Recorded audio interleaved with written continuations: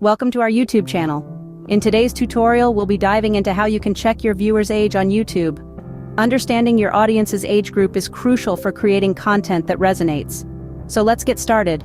First things first, you need to access your YouTube analytics. This is where all the magic happens.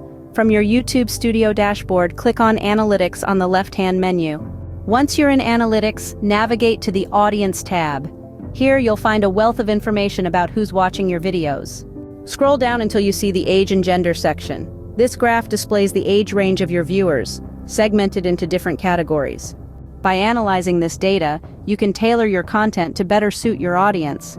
For instance, if a significant portion of your viewers are teenagers, you might consider topics that appeal more to a younger demographic.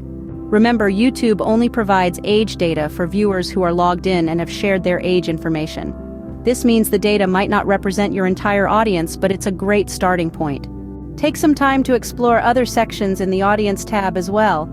Understanding when your viewers are online and their watching habits can further enhance your strategy. And that's it.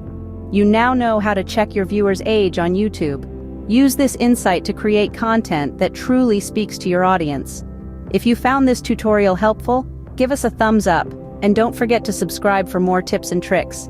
Happy content creating! See you in the next video.